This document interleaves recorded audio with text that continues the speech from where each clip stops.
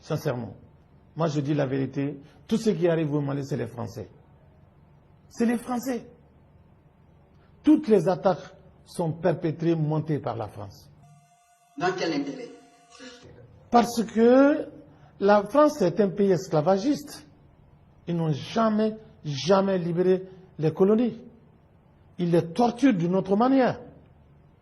Même les présidents que vous voyez qui sont obligés souvent de faire ce qu'ils ne veulent pas faire, parce que si tu essaies de faire autre chose qu'ils veulent, ou ils t'assassinent, ou ils te tuent, ou ils te font trahir par tes propres compatriotes. Donc, en sorte, les colonies françaises sont torturées. Sinon, vous voyez le Ghana? Regardez le Ghana. Le Ghana a complètement dit, on n'a pas besoin d'aide. Regardez le Rwanda qui est en train de partir. Regardez tout. Regardez les autres pays qui sont en train d'héberger. Mais tant qu'on reste esclave de la France, évidemment, on ne va pas bouger. On ne va pas bouger. J'ai du respect pour les Français. J'adore les Français. Les Français sont très gentils. Ils sont bien. Ils sont hospitaliers. Mais la France est esclavagiste. Elle aime torturer. Et si les Français ne sont pas pour quelque chose en Afrique francophone, ça ne se passe pas. Vous n'avez pas espoir que ça change avec l'avènement et l'arrivée au pouvoir du jeune Emmanuel Macron, qui est né après les indépendances? Bon, mais il y a un proverbe qui dit que tu ne verras jamais un autre bébé à côté de l'hyène si ce n'est pas ses enfants.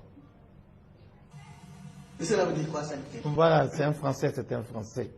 Il est président de la France. Il est comme les autres.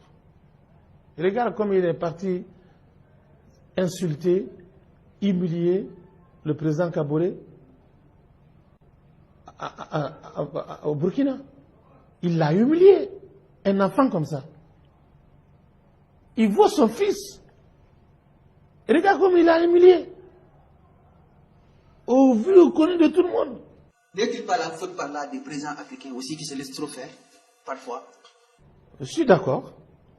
Je suis d'accord. Parce que les présidents africains n'arrivent pas à croire à l'Afrique. Et ce que je reproche aux Africains aussi, en dehors de...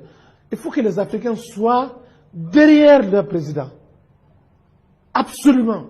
Il faut qu'on se mette derrière ces gens-là pour qu'ils se sentent soutenus. Parce que si tu lances un seul président, le vent va l'amener. Mais s'il y a toute une nation qui se met derrière son président, oui, ça va changer. Comme ça, les manipulateurs vont se fatiguer, ils vont cesser. Il ne faut pas laisser les présidents sentir qu'ils sont seuls. Non, il faut que la population, il faut que les peuples africains soient derrière leur président quand ils prennent des décisions pour leur pays.